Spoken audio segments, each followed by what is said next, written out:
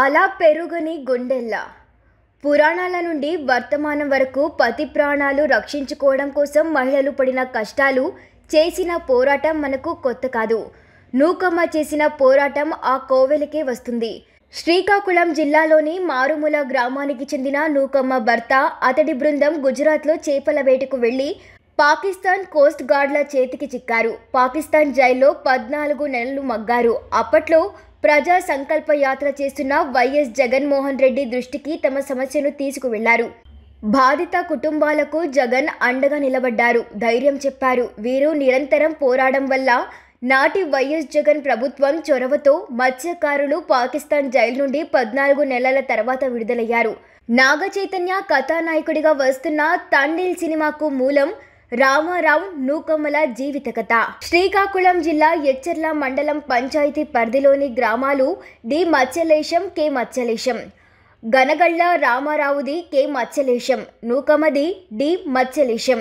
వీరిద్దరి పరిచయం ప్రేమగా మారింది. పెద్దలు కూడా వీరి ప్రేమను ఆమోదించారు, పెళ్లి చేశారు. తమ ప్రేమకు పెద్దలు ఒప్పుకుంటారో లేదో, ఎన్ని కష్టాలు ఎదురవుతాయో అనుకున్నారు.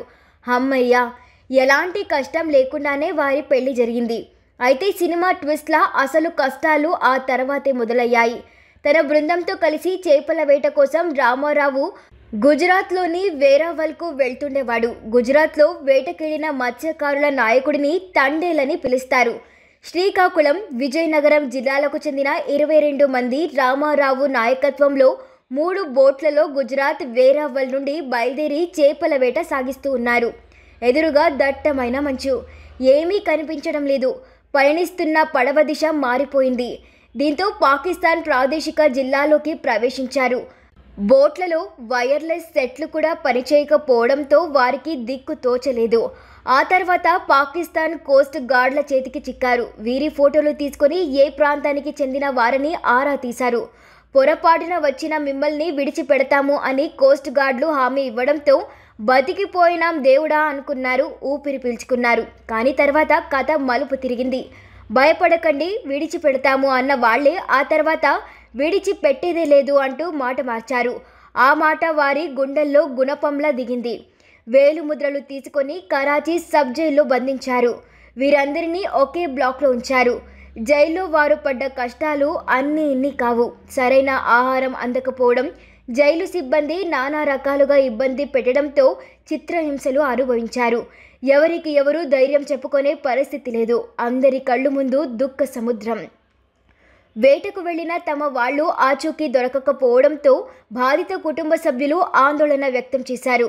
పాకిస్తాన్ కోస్ట్ గార్డులకు పట్టుబడ్డారనే వార్త తెలిసి కుప్ప కూలిపోయారు.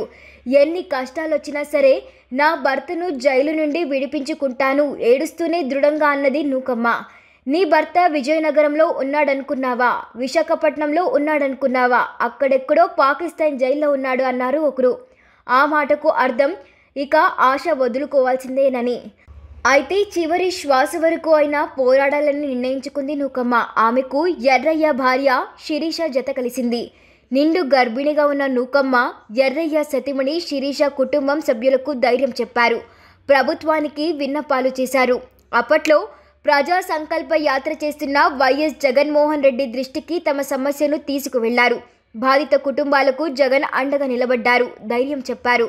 వీరి నిరంతరం పోరాటం వల్ల నాడు వైఎస్ జగన్ ప్రభుత్వం చొరవతో మత్స్యకారులు పాకిస్తాన్ జైలు నుండి 14 నెలల తర్వాత విడుదలయ్యారు.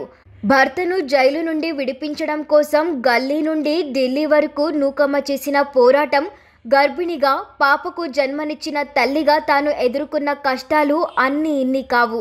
అంతులేని నిస్సహాయతతో కూడా చిన్న ఆశ మనిషిని బతికిస్తుంది, పోరాట శక్తిని ఇస్తుంది, విజయాన్ని చేతికి అందిస్తుంది. నూకమ్మ విషయంలో కూడా అదే జరిగింది.